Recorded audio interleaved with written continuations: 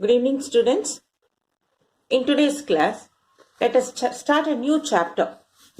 Chapter 13, Direct and Inverse Proportion.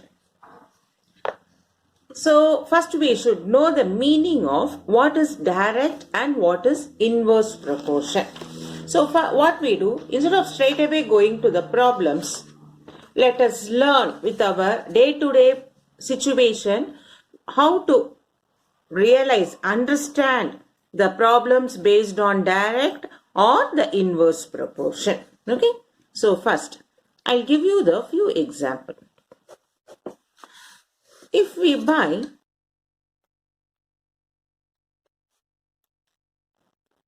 2 books for 10 rupees,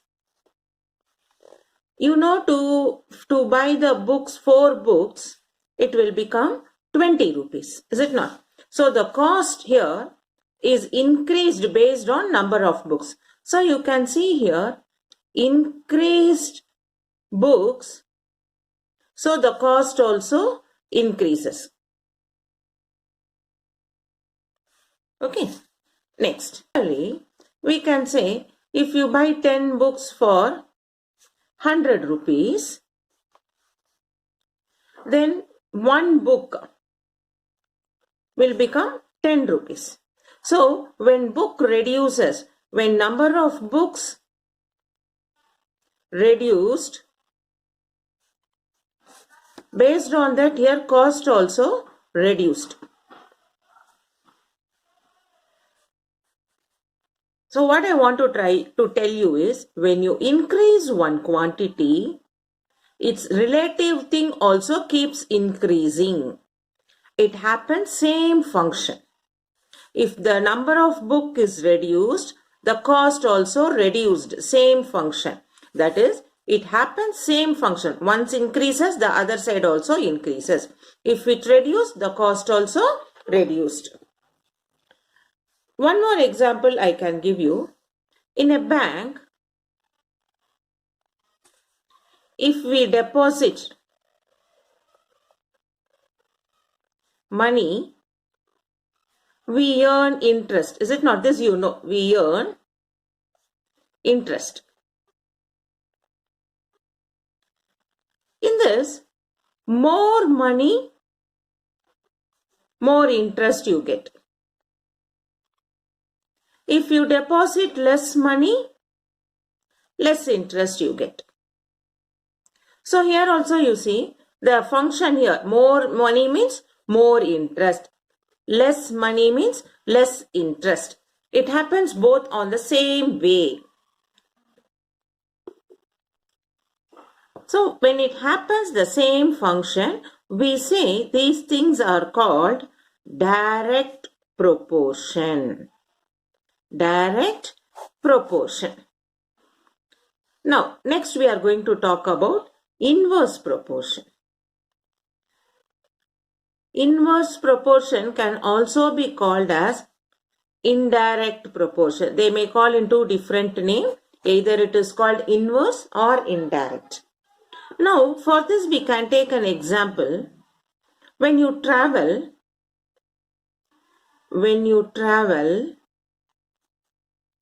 a distance of 100 kilometer, if speed increase,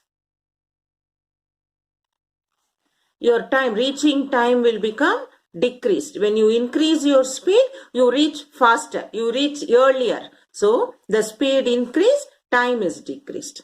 If your speed is decreased, if you go slowly for some reason, like stuck in traffic jam or some accident happened on the way, so like that, if your speed decreased, then reaching time will be more. So here what happens? Time increases. So you can see here, speed increased, time decreased. Opposite functions happen. When speed decreased, time increases. Opposite function. Let me give you one more example also. If we have 10 kg of rice for 100 people, we use it for 3 days. Suppose if the people decreased 50 people, then this 10 kg of rice may come for 5 days. Okay, I'm giving you approximately. If you have 10 kg of rice, if you have 100 people, it will come for 3 days. But if the number of people is decreased, then the kg of rice will come for more number of days, 5 days, like that. In case if the people increases, if you have 150 people, this 3 days would have been reduced to 1 day also. Okay, so in this you can see, more the people, less the days. If you have less people, more days. Opposite function happens. When it happens, opposite function. That is, if one side, if it increase, the other side it is decreased. Or if another side, if it is decreased, the other side it gets increased. Like I said, no, when speed increases, time decreases. Or when you decrease the speed, your reaching time will become more, time increases.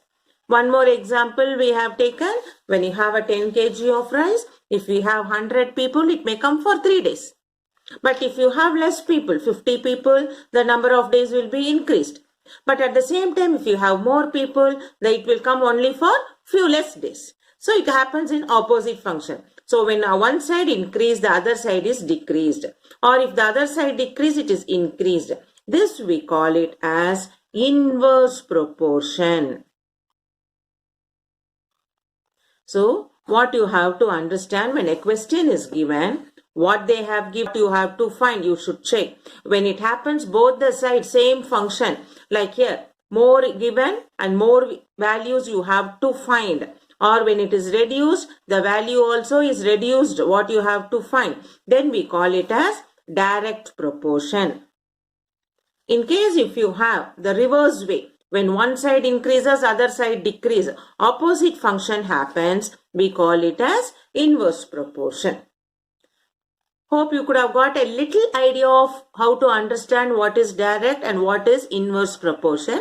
Now we'll go into the problems. While doing the problems, the more the problems we'll do, you can understand easily. So let us start with the sums directly now. So now let us have a general information of direct and inverse variation. So now with a few examples, day-to-day life, you have understood what is direct and what is indirect. Now while doing the problems, while doing the calculation, you should know how we are going to write the numbers. So for that, let me put it a few words for you like this. When the quantities given are in direct variation, that is, if I do quantities, if two quantities X and Y change together in same manner, that is, one side increase, the other side also increase, or if it decrease, the other side also decrease in the same manner, then the corresponding, the values what we are finding, the corresponding values remain constant. Then the corresponding values remain constant. That is, X by Y is equal to constant. We have to do the sum, doing the calculation as X by Y. If two quantities X and Y change together in the same manner, then the corresponding values remain constant. That is, X by Y is constant. Now next we are going to talk about indirect variation. Now indirect variation also, day-to-day problems, we have considered two sums like speed, distance and all. So based on that, we are going to say, if two quantities X and Y change in different manner, different manner. That is, when x increases, y decreases, or when x decreases, y increases. Okay, in a different manner. Then corresponding values, that is x by x multiplied by y is equal to constant. Understood the difference between the direct and indirect? For direct, it goes together in the same manner. When increases, the other side also increase. When decrease, the other side also decrease. Then we write x by y is constant. If it is indirect variation, that is it change in different manner. That is when x increases, y decreases. Or when x decreases, y increases. Then we say x multiplied by y is a constant. So first, when a problem is given, we will write whether it is direct or indirect. If it is direct, we do the calculation by x by y. We do the calculation x into y. Okay, this is the basic thing. Now let us move on to the problem and you can understand easily. Now from our textbook, page number 204, there is a try these problems are there. We will do this try these problems. You will know that we have done in all the chapters try these exercises. Because now in school you will do only exercise straight away the exercise. But sometimes in exams this try these problem also will be asked. So you should know how to get the answer for this try this problem. So for this chapter let us start from here. The first question says, observe the following tables and find x and y are directly proportional. So here in the first subdivision, you have almost 7 values of x and 7 values of y. So each one, for x is 20, y is 40. When x is 17, y is 34. When x is 14, y is 28. When x is 11, y is 22. When x is 8, y is 16. When x is 5, y is 10. When x is 2, y is 4. They have given. We have to check whether if they are directly proportional or not. So we will do the sum. So we are going to do from page 204. Try these.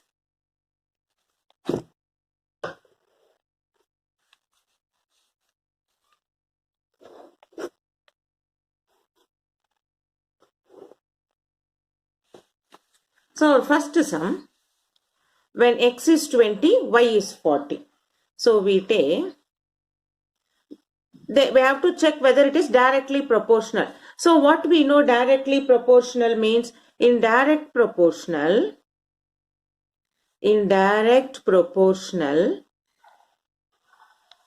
we should find x by y equal to constant, is it not? So we will try for here x by y for each of x and y. So first is what? 20 by 40. 20 by 40, what you get? 1 by 2. Is it not? 0 and 0 get cancelled. 1 by 2. Next, 17 by 34. So we will find for that also x and y. X by y is what here? 17 by 34. 17 by 34. That is also 1 by 2. The next part is 14 by 28. 14 by 28 also 1 by 2. Next we do for 11 by 22. 1 by 2. Then we have 8 by 16. That is also 1 by 2. Next 5 by 10. That is also 1 by 2. Next we have 2 by 4. That is also 1 by 2. So what are the values of x and y is given? We made it as x by y. When we made it as x by y, we found all the values are same, constant 1 by 2. So we write That is, each ratio, the fractional part is same. Therefore, x by y is constant. Everything is become as 1 by 2. Therefore, we write x and y are directly proportional. Hope you would have understood now. So they have given you the set of x and y. For each set of x and y, we have to check whether it is directly proportional. So by our previous explanation, you know the direct variation, direct proportion means x by y is constant. So we check for all the x and y, 20 by 40, 17 by 34, 14 by 28. Like that when we do, we found all the x by y gives you 1 by 2, a constant value. So the first subdivision is directly proportional. Now let us do for second subdivision similarly. So in the second subdivision, here also we have to check it is directly proportional or not. So first we consider 6 by 4. 6 by 4 is what? 3 by 2. 10 by 8, 5 by 4. Next you have 14 by 12. 14 by 12 in 2 table. 2 7s are 2 6 are. So here see in the first 3 only you have got it a different answer. Is it not? So you will know now it is not direct proportion. If it is not direct proportion, we say it as inversely proportional. But though you find it in the first 3 only, we should try to do for all the ratios they have given. 18 by 16. 18 by 16 in which we can take in 2 table. 2 9s are, 2 8s are. Then 22 by 20 in 2 table. 11 by 10. Then 26 by 24. 13 by 12. Then you have 30 by 28. Which will become 15 by 14. So when we see here, we can see this x by y is not same. So they are not directly proportional. That is inverse proportional. So we write now here x by y is not same. It's not constant. Therefore, x and y are not directly proportional. So if it is not directly proportional, x and y, we will not write only directly proportional because here they didn't ask whether it is inverse or not. The question is only you have to observe and write they are directly proportional or not. So once when we found that it is not of the same constant, we just say it is not directly proportional. Okay. Now let us move on to the third main. Now in the third main, we have to check same way. 5 by 15, that is 1 by 3. 8 by 24. 8 1s are 8, 8 3s are 24. Wow, good. We got first two as same constant 1 by 3. Then 12 by 36. That is also 1 by 3. 15 by 60. 15 1s are 15, 15 4s are. See here, it has been changed the fourth fraction. Then we have 18 and 72. 18 1s are 18, 18 4s are 72. Then we have 20 by 100. 20 1s are 20, 25s are 100. Here you can see the first 3 are next to 2 are same. Then the last one. So you can see somewhere it is not constant throughout. So we say all ratios are not same. Therefore, x and y are not directly proportional. Okay. So why we are doing here for all the fraction is, sometimes when we do the first 2 1 by 3, few students because of laziness, yeah, it has become same, no, they will write it as directly proportional. But at the end of the fractions, you can say it is not same. So you have to take all the terms Without any laziness, you have to complete the question and get the answer correctly, because there are the chances where the last fraction may not be the same. So you have to take each and every x and y and check x and y are constant or not, and tell if they are constant, it is directly proportional. If it is not constant, it is not directly proportional.